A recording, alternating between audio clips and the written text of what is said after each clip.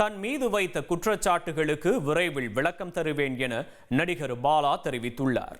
தான் சாகும் வரை மற்றவர்களுக்கு உதவி செய்து கொண்டேதான் இருப்பேன் எனவும் உறுதிபட கூறியுள்ளார். உங்களை பத்தி பின்னாடி நிறைய பேசிட்டு இருக்காங்க. 10 பேர் இருந்தாலும் உங்களை ஆதரிக்கிறதுக்கு 90 பேர் இருக்காங்க இல்லையா, அவங்களுக்கான பதில் கண்டிப்பா நீங்க கேக்குற எல்லாத்துக்கும் நீங்க இது இல்ல தனியா ஒரு பிரச்சனை பேசி நான் கண்டிப்பா எல்லாத்துக்கும் பதில் சொல்றேன். எல்லாமே நான் கிளாரிஃபை பண்றேன். உங்க இது தொடரமான்னு கேக்குறேன். ஏன்னா அவங்க கண்டிப்பா நான் இந்த சாவர வரைக்கும் நான் ஹெல்ப் பண்ணிட்டு தானே இருக்கேன். நம்ம வேலை என்னன்னா கடைசி வரைக்கும் நம்ம இல்லாதவங்கள்ட்ட நம்ம எதை இருக்கிறத கொடுத்துக்கிட்டே இருக்கணும். அவ்வளவுதான். இது தொடர்ந்துகிட்டே தான் இருக்கும். புதுச்சேரி மதகடிப்பட்டு பகுதியில் தனியார் கல்லூரி பேருந்து உரிய பராமரிப்பின்றி ஆபத்தை விளைவிக்கும் வகையில் இருப்பதும், பேருந்தை ஓட்டுநர் செல்போன் பேசியபடி அதிவேகமாக ஓட்டி சென்ற காட்சிகளும் வைரலானது.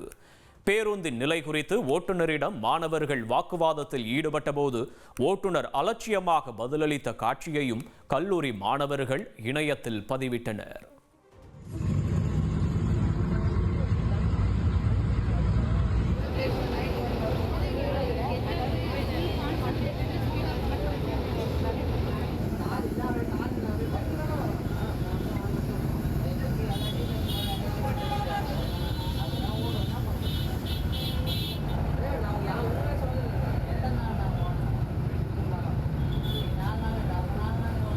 உத்தரப்பிரதேச மாநிலம் பரேலியில் இஸ்லாமியர்கள் கலந்து கொண்ட பேரணி மீது போலீசார் தடியடி நடத்திய சம்பவம் பரபரப்பை ஏற்படுத்தியுள்ளது.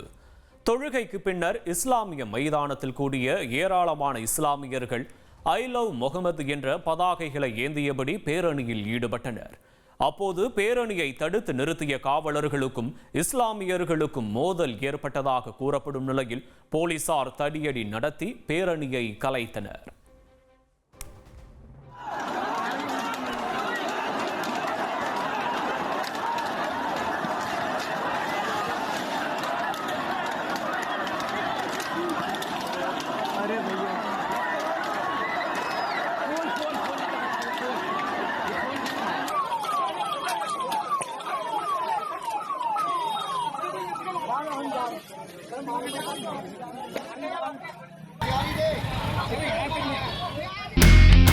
இனி செல்லும் இடமெல்லாம் செய்தி.